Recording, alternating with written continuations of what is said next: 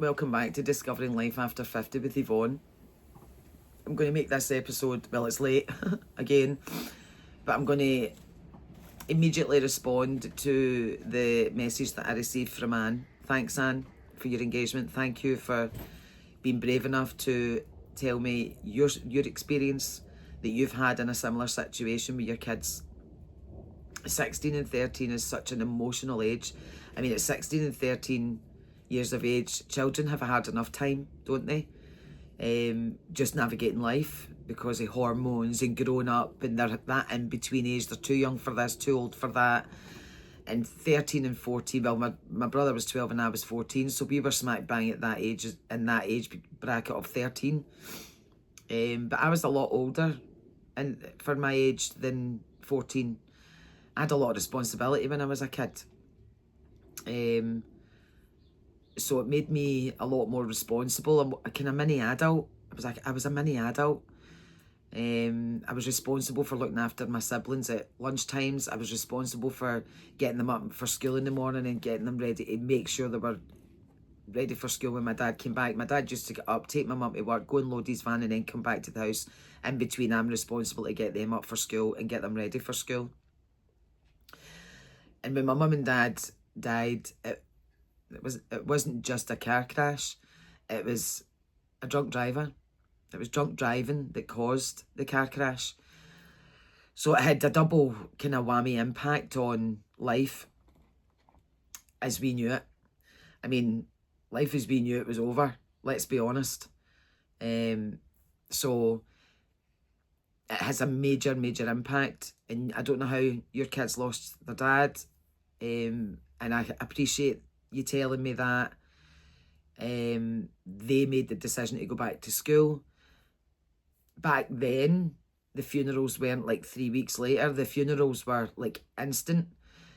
That happened in the Friday night, and my mum and dad were cremated in the Wednesday, and we went back to school on the Monday.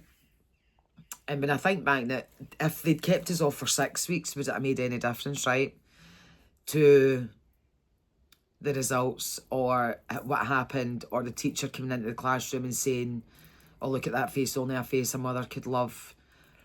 Very impactful at that particular time in my life. Would it have made any difference? Because you made me think. But I believe it would, because it wasn't just for me personally. I can only speak for me personally. So for me, it was like, it wasn't just how I felt going back to school. It was about how people interacted with me. And given the fact, in my emotional state, I was already a mini adult with the responsibilities I had at home. I had a lot of chores to do. I was responsible for 2 kids at lunchtime and mornings and afternoons when they used to make sure they got home from school. And then I was targeted for setting the table, peeling the potatoes. Is it potatoes? I used to phone her at work every night and say, Mum, is it tatties or chips? The whole workforce used to say, that'll be Yvonne asking if it's tatties or chips. And it was like a joke in her work. So I was responsible to do all that, make sure the tatties were peeled, make sure the table was set, make sure the dishes for lunchtime and all that were done. I mean, ideally, my mother wanted the dishes done at lunchtime. No wait till I come home. If she'd have come home early for work and fun dishes and just think, oh, woe betide me. But at that particular age, in that particular situation, I believe at that particular time, I just thought it was unnecessary. And still think that to this day, that it was unnecessary to send us back to school for 1 week prior to Christmas. And I remember my sister and I get shipped out for the night. That happened on the Friday night, and her and I get shipped off to one of my mum's friends for until Sunday.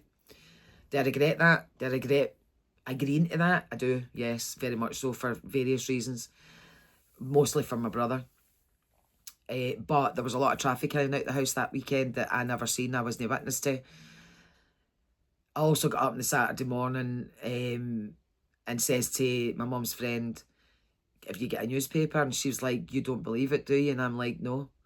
And she sent her son round to the shop, got a newspaper, come back, and there was a caption in the Daily Record at the time.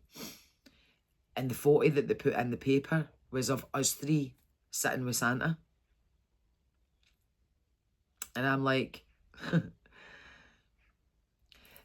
God forbid that ever happens to anyone else that I ever know, ever. But if that situation crossed my path now, as an adult, I would never make that decision to put a picture in the paper with Santa Claus. Because for me, that was about drama. That was about more for the newspaper to create a drama out of a crisis, out of an absolute devastation situation that was completely devastating for everybody. But you've got to also remember, it wasn't just that it was a devastating situation for us because it was our parents, right? But it affected every single person around us, every single person, our school friends, our teachers, our families, neighbours. It affected everyone because it was such a massive thing in our small community.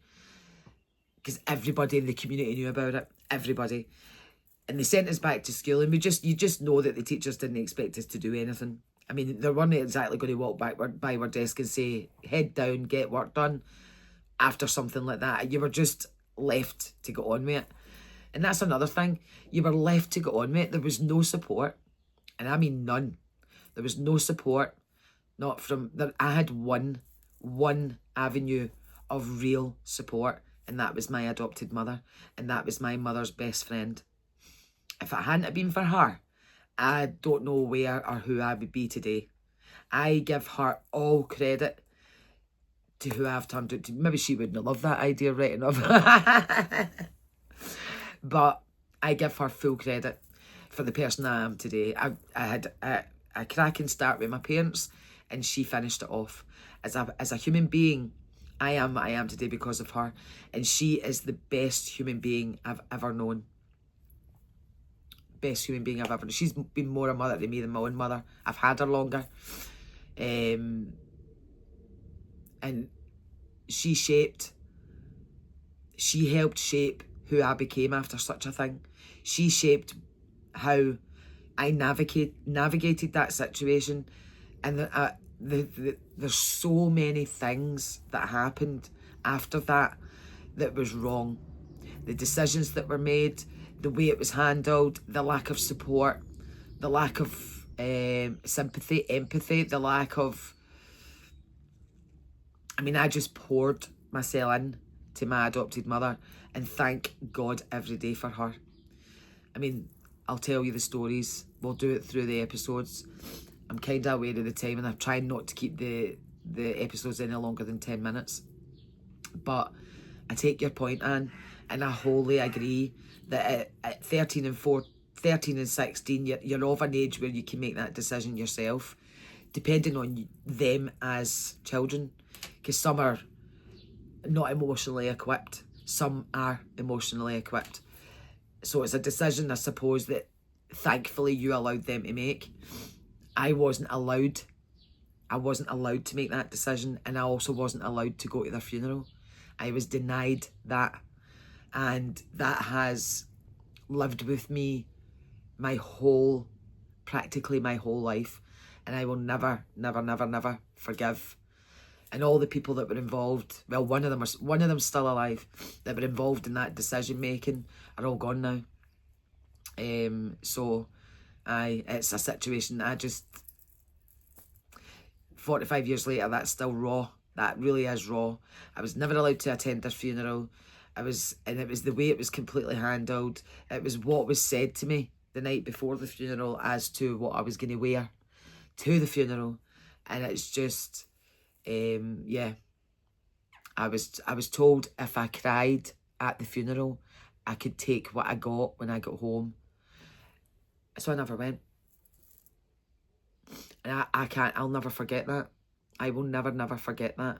It's the most sickening situation and the most horrendous thing to say to a child that was a mini adult, that was already broken-hearted, to tell them that they couldn't attend their parents' funeral at that age, especially. Now, for a 6-year-old, debatable, right? However, if something so horrible happened, I would never stop children going to funerals. Never. Because you need that closure. It's called closure. And everybody needs that closure, child or adult. Now, there are children that are known that they can't emotionally handle it. Everybody makes their decisions based on that information. that choice was taken from me. No discussion, threats.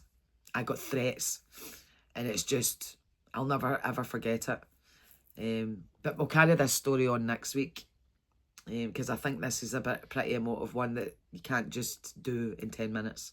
So tune in, subscribe, like, comment. I'll see you next week.